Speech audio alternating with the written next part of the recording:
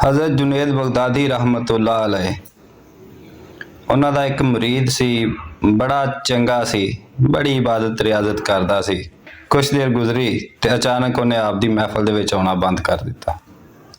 ਆਪਨੇ ਨੋਟ ਕੀਤਾ ਤੇ ਆਪਨੇ ਪੁੱਛਿਆ ਦੂਸਰੇ ਜਿਹੜੇ ਮੁਰੀਦੀਨ ਸਨ ਕਿ ਯਾਰ ਫਲਾਣਾ ਬੰਦਾ ਅੱਜਕੱਲ ਮਹਿਫਲ 'ਚ ਨਹੀਂ ਆ ਰਿਹਾ। ਉਹਨਾਂ ਆਖਿਆ ਹਜ਼ੂਰ ਪਤਾ ਨਹੀਂ।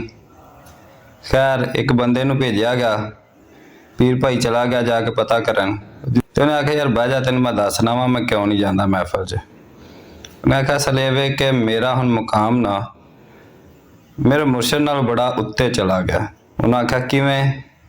ਕਹਿੰਦਾ ਜਦੋਂ ਰਾਤ ਹੁੰਦੀ ਹੈ ਨਾ, ਕਹਿੰਦਾ ਮੈਨੂੰ ਇੱਕ ਫਰਿਸ਼ਤਾ ਆਉਂਦਾ ਹੈ, ਉਹ ਮੈਨੂੰ ਲੈ ਜਾਂਦਾ ਹੈ, ਮੈਨੂੰ ਜੰਨਤ ਦੀ ਸੈਰ ਕਰਾਉਂਦਾ ਹੈ, ਦੋਜ਼ਖ ਵਿਖਾਉਂਦਾ ਹੈ, ਬੜੀਆਂ ਬੜੀਆਂ ਆਲਾ ਚੀਜ਼ਾਂ ਵਿਖਾਉਂਦਾ ਹੈ।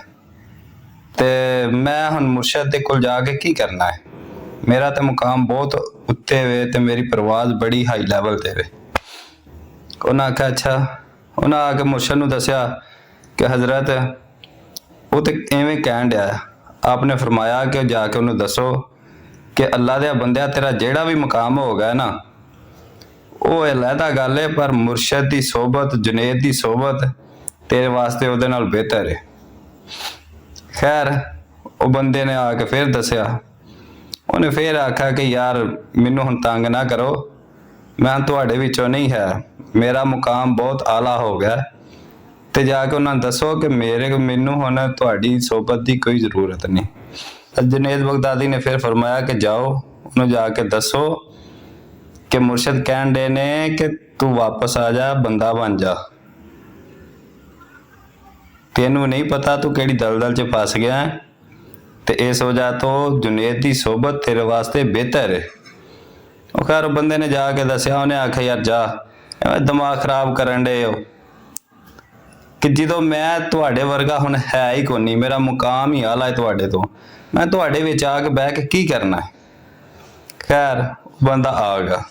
ਉਹਨੇ ਆ ਕੇ ਜਦੋਂ ਹਜ਼ਰਤ ਜੁਨੇਦ ਬਗਦਾਦੀ ਨੂੰ ਦੱਸਿਆ ਨਾ, ਹਜ਼ਰਤ ਜੁਨੇਦ ਬਗਦਾਦੀ ਨੇ ਫਰਮਾਇਆ ਕਿ ਅੱਛਾ ਹੁਣ ਐਵੇਂ ਕਰ, ਆਖਰੀ ਵਾਰੀ ਜਾ ਤੇ ਉਹਨੂੰ ਜਾ ਕੇ ਦੱਸੀ ਹੁਣ ਜਦੋਂ ਅਰਸ਼ਾਂ ਦੀ ਸੈਰ ਤੇ ਜਾਏ ਨਾ ਤੇ ਇੱਕ ਵਾਰੀ ਜਿਹੜਾ ਨਾ ਜਾਂ ਲਾ ਹੌਲਾ ਵਲਾ ਕੁਵਤਾ ਪੜ੍ਹ ਲਈ ਤੇ ਜਾਂ ਮੇਰਾ ਤਸੱਵਰ ਕਰ ਲਈ।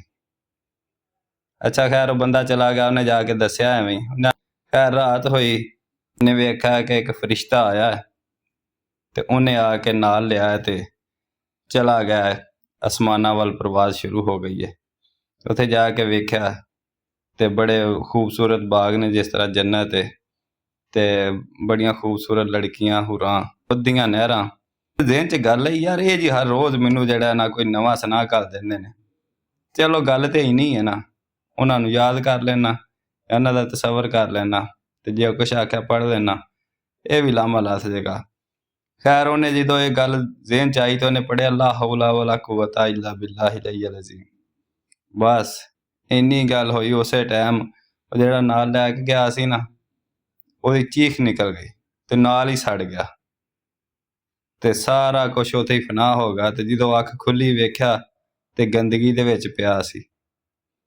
ਫਿਰ ਜਿਹੜਾ ਸੁਬਹ ਹੋਈ, ਖੈਰ ਫਿਰ ਬੜਾ ਪਛਤਾਇਆ, ਨੱਸਿਆ ਆਇਆ, ਆ ਕੇ ਹਜ਼ਰਤ ਜੁਨੇਦ ਬਗਦਾਦੀ ਰਹਿਮਤੁल्लाह अलैह ਦੇ ਪੈਰੀ ਡਿੱਗ ਪਿਆ, ਫਿਰ ਮਾਫੀ ਮੂਫੀ ਮੰਗਣ ਲੱਗ ਪਿਆ ਤੇ ਆਪਨੇ ਫਰਮਾਇਆ ਕਿ ਤੈਨੂੰ ਮੈਂ ਆਖਿਆ ਨਹੀਂ ਸੀ ਇਹਦੀ ਸੋਹਬਤ ਤੇਰੇ ਵਾਸਤੇ ਬਹੁਤ ਜ਼ਰੂਰੀ ਹੈ, ਉਹ ਜੁਨੇਦ ਦੀ ਸੋਹਬਤ ਤੇਰੇ ਵਾਸਤੇ ਬਿਹਤਰ ਹੈ।